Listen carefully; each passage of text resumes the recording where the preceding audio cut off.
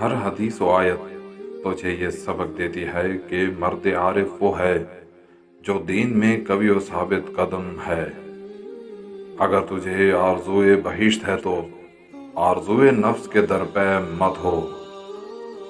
جس کے وجود میں طلب مولا نہیں وہ غافل اور گمراہ ہے۔ بس انانیت ہی آدمی کو دونوں جہان میں خراب کرتی ہے۔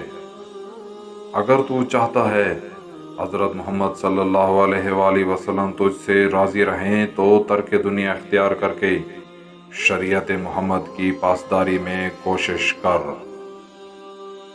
تجھے جو کچھ چاہیے اس میں اللہ ذات سے حاصل کر لے۔ یہ اس میں اللہ ذات ہی ہے جس نے آخر تک تیرا ساتھ نبھانا ہے۔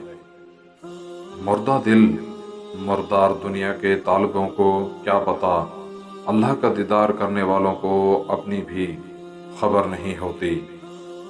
انسان تب بلند ہوتا ہے جب وہ اپنے نفس کو ذلیل کرتا ہے۔ فقیر وہ ہے جو آنکھیں بند کرے تو کونین کے 18,000 عالم کا مشاہدہ کرے۔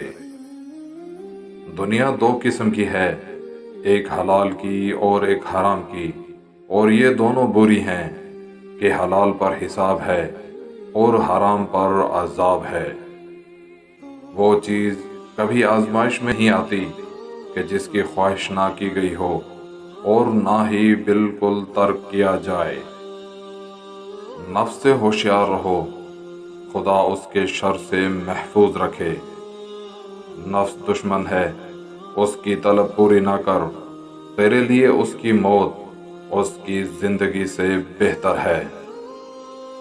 نفس غصے کی حالت میں درندہ، گناہ کرتے وقت بچہ، فراوانی نعمت کے وقت فرعون، سخاوت کے موقع پر قارون، بھوک کی حالت میں دیوانہ کتا ہوتا ہے۔